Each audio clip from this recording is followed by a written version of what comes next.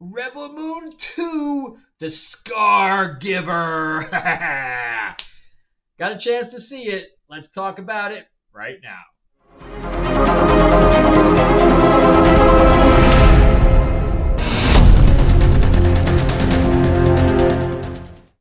All right, welcome back to the channel, everyone. Thank you for hanging out with me as we rant about movies and comic books and TV shows. In this case, a streaming show. I am your host, Frank Zanka. I'm an award-winning screenwriter, novelist, and comic book writer, as well as a working line producer. Again, leaving in shortly to go back to LA to shoot a movie because I can't get any work here in Atlanta because we have another strike coming. So anyway, let's jump into this. Before we do, remember to give me a like and a subscribe. Give me that thumbs up if you can. If you can't subscribe, please do. And yeah, if you are into classic monsters and things like that, I am working with a artist by the name of Mark Spears, who has a huge fan base, who does comic book covers like Zod. He did a thing for Spawn, Vampirella, etc. And we're doing a classic monsters card game, which is going to be really awesome. And we're going to talk about that at the end of the video. But there is a link in the description below where you can sign up and find out more about that and be notified about when we launch. All right, so let's jump right into Zack Snyder's masterpiece, Rebel Moon Part 2, The Scargiver. And if you could feel it, I'm being facetious. And the only reason I even watched this thing was because I wanted to review it. Because the first part was a piece of trash, and this is a piece of trash. I'm just going to give you my upfront review of it, or my feeling on it, because it is if you want to learn how to burn up $100 million, follow in Zack Snyder's lead and make the biggest piece of shit you possibly can. I swear this guy has no respect for writing whatsoever. Just none. He just does not care. He doesn't care about writing. And this is the parts I don't understand. So he came up with the story. The story is by him. From which I was hearing from other reviewers that he came up with this idea a long time ago and just did it now. But it's already been done a million times.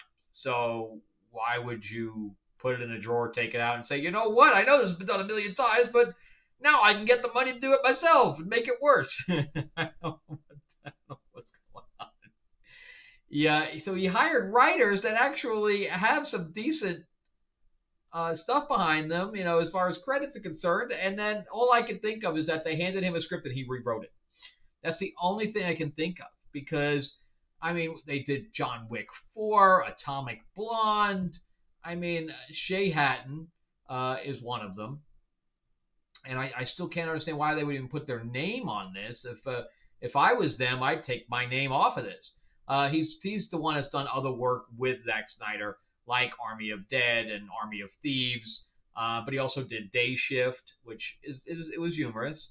And he did John Wick 3 and John Wick 4. Those I can see putting your name on. Rebel Moon, I want my name off that as quick as possible. And then Kurt Jonstad, it's spelled John, but I think it's Jon. And he did 300.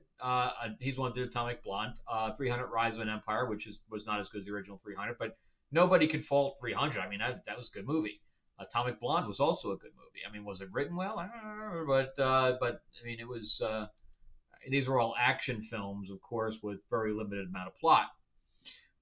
But again, I wouldn't want my name anywhere near this. This is tarnishment to the level of Charlie's Angels. So he wrote, directed, produced everything. This is Elizabeth Banks all over again. So he couldn't tell if he wanted to make a World War II film, a Western, or a sci-fi film. You cannot make all three. That is impossible. So that's what he did. He's like, I like World War II. I like Westerns. I like sci-fi. It's like going to Cold Stone. And what do you come up with? But if they didn't use ice cream, he said, oh, okay, instead of chocolate chip ice cream, I'm going to take bird poop and put it in the ice cream and see what it comes up with. I mean, that's how bad this is. And when I told you that Warrior was a masterclass on writing, this you watch about what not to do. This is exactly what not to do. You watch this film to say, don't do anything like this. And if this guy ever gets any more money to produce anything again or direct anything again, I'd be shocked. This is like an M. Night Shyamalan kind of thing where the guy constantly loses money and they just keep giving him money. So yeah, hey, can you lose this for us? We need a write-off. I mean, that's basically what we're talking about here. So literally, I have never in my life fast forwarded. Like sometimes I fast forward to a scene, like if I've seen the movie already and I want to fast forward to a certain scene that I want to see over again. Yeah, that happens. But for the first time I'm watching something, for me to fast forward because I am so cringed, I cannot watch the screen. That's how I felt during this. When Damon Hansu there, when he started singing, I'm like, fast forward. This is horrible. I feel bad for the actor. So, and yeah, I felt bad for the actors all the way through for the most part. Why was Anthony Hopkins even associated with this? I have no idea. And in fact, during his speech as the robot, because he's a robot, he's like, oh, and I feel like this, and I love, and never did we discuss how this robot got human emotions. But he had this whole speech about hope and love, and I'm like, what am I watching here? Why suddenly does this robot have all these emotions?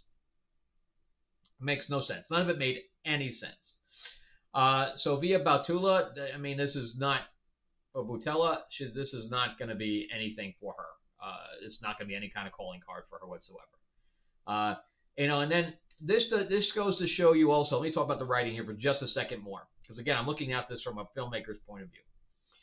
And during, and I know he's got his own cut that he's going to be releasing that nobody's going to friggin' watch. In fact, when I went to Netflix, I had to go find it because it wasn't trending on Netflix.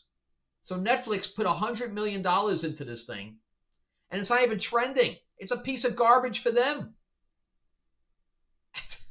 Makes sense. Doesn't make any sense. They basically burned it. Nobody cares. Nobody cares. And I had to watch it in 3 sittings, so I couldn't get through it. So anyway, let's go to the writing. So in one scene, he's Sophia's character is with Mike with Gunnar, which is Michael Huisman's character. They're together, blah, blah, blah. They're working out in the field. She's got her hair. It's long. Well, it's not long, but it's shoulder length, etc.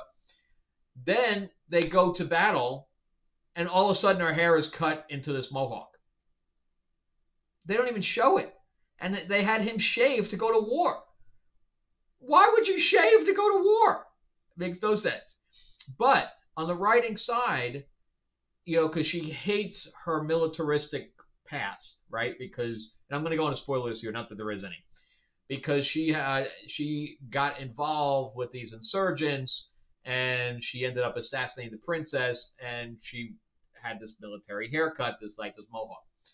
So it would have been a very powerful scene, but see, this is the problem with Zack Snyder. He does not know the basic rule of screenwriting. And if anybody doesn't know, when you're a screenwriter, you got a problem. But it's show, do not tell. Show, don't tell. And he breaks that rule throughout this entire thing. Where she has to cry and she has to talk about it. We're going to get to that scene in a second too, because I really wanted to fast through. I did fast forward to part of that. It could have been very powerful for her to start shaving her head. We see her in the mirror. She's shaving her head, and we know, and we see her face change in the mirror from this, kind of a softer look to this harder look. And we know that by shaving her head, she's bringing back her warrior whatever. And she doesn't like it. you know. So instead of showing us this warrior side of her that she's going to be bringing out, she tells us. There's this scene. Don't ever do this. Don't ever do this as a writer. He literally has Damon Hanshu say, before we talk about the mission, before we talk about everything we need to do to win the battle, forget that. We need to all confess. What are you talking about, man? So he does, and he says, let's go around the table and give us all your confessions. What are you talking about? So they literally stopped the movie so that they can go around the table and everybody can tell their little backstory, and we can see it in a couple of flashbacks. And he would probably say, no, it was a show not tell. I literally showed that with their voiceover, you're telling it. That's not what that means. It means subtlety, dude. Show don't tell means subtlety. You're showing something not in a in your face kind of way, not where you're voicing over a flashback in the middle of a film. That is awful writing. Awful. And I didn't care. It didn't have anything to do, it didn't affect anything. And his use of slow motion throughout the entire film is disturbing. It is disturbing.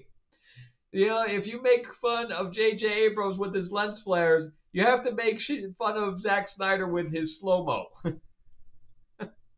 If you played this film on regular speed throughout the entire thing, it's probably twice as long. Well, probably half as long, I should say. Probably half as long because you're playing it at regular speed. I would say half the movie is in slow-mo. Half the friggin' movie is in slow-mo. So let's go in, because I do sci-fi. That's, I did Star Trek Renegades. We did Renegades on Minara. We did Renegades Requiem. It was, where I've worked with all this, Tim Russ is a personal friend of mine. He played Tuvok on Voyager. Nichelle Nichols is behind me. She was, her last thing that she ever did before she passed was on Minara.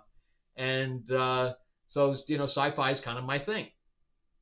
And I've worked with Starship, architects and things to that effect, designers that have worked with, doing the stuff for Star Trek, the older Star Trek, not the newer stuff.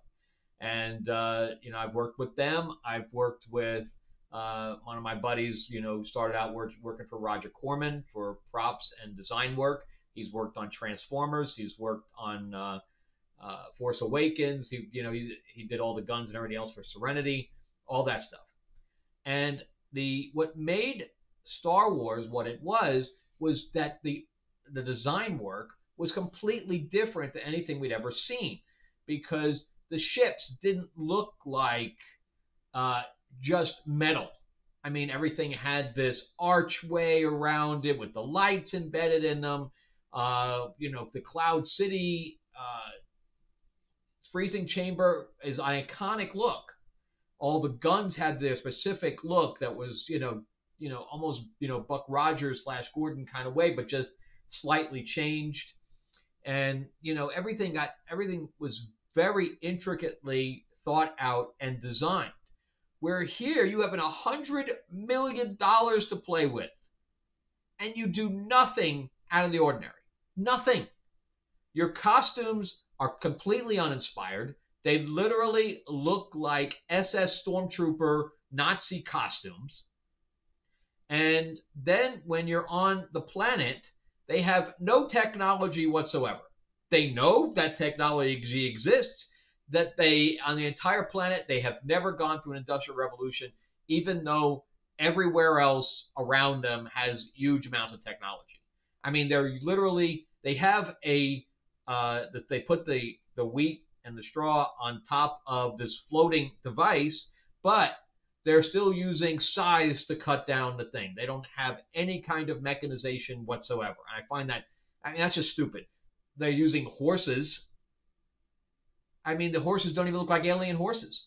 There's not any aliens anywhere in the entire piece. But we have a robot.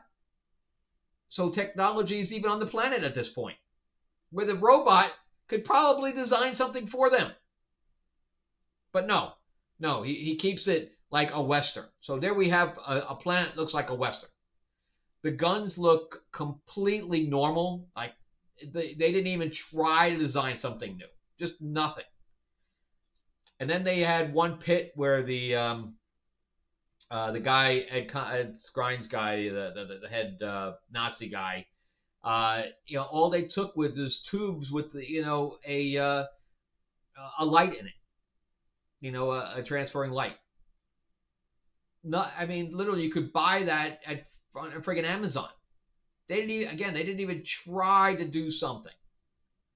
I mean, it's awful. The king and queen and the princess look like something out of Disney. It wasn't sci-fi. I don't think this guy knows what sci-fi even is. All the interior, the ships, whatever else, look like in ships of today naval carriers. Actually, not even today. Probably from 1940s. I mean, all the scopes and everything else that was on there, there's no design work whatsoever. Zero. I mean, there's absolutely nothing, no reason to watch this thing. And then even the blades, okay, the blades were kind of cool because they smoked and stuff like that. All right, whatever. And then she like scrapes them on the floor for no reason whatsoever. I guess it's trying to be cool. And this is the second time in 2 movies where she's getting her ass kicked. The Nemesis character, Duna Bay, and nobody comes to help her. She gets her arm cut off. She gets all this stuff happen. There's like a pile of people in the next room. Yes, they're half children, but there were some adults in there because I purposely looked. And yeah, there are some adults in there. One kid comes out to help her after she's already dead, when she's already been stabbed through the chest. Why? Why couldn't all of them rush out to help her with the one guy that was left? I don't know, man. They're supposed to be training for battle this entire time. And then the whole ending was completely out of left field. It was unearned completely. It was set up in the last movie. They never touched on it ever in this entire film, this 2-hour film. That's supposed to be 5 hours, I guess. You're supposed to commit like a work day. He should be paying everybody if he, to run on a work day if he's going to release a 5-hour freaking cut. So all of a sudden, the whole squadron shows up out of nowhere. Out of nowhere. No setup, no nothing. Just showed up. No communication. They didn't even know if the battle was happening. Nothing. They just showed up. It's so bad. So bad. I cannot recommend not watching this enough. Save your time. Watch the reviews. Laugh at that. This should be a comedy. This is. I think he's eventually going to come out and say, "Hey, April Fools, man! I did this as a parody." Because this is just awful. Just awful. I feel bad for the actors. Because they should never have signed on. Hopefully they made some money because they didn't get anything else out of it. That's for certain. But that's it for me on this. I think I've talked about this piece of shit long enough. But all of your network and studios out there, if you give Zack Snyder another dime, you're out of your mind. I know you guys already are, but just if you need a write-off, if you just want to burn it and take a write-off on it, this is the guy to give it to. All right, let me know if you guys watched it. You guys love it. Was it the best thing you ever watched? Was it Star Wars on steroids? Also, remember to give me a like, a thumbs up, subscribe if you can. And on top of that, remember that we are doing our Myth Lords game. The description is in the has the link in it below. And then here is the Dark Oz expansion. We're doing a Dark Wizard of Oz characters and locations and things like that as well. The artwork again is really good. But anyway, check out some other videos, and thank you guys so much for watching. And again, the link for Myth Lords is in the description below. I'll see you guys on the next one. Thanks again for watching.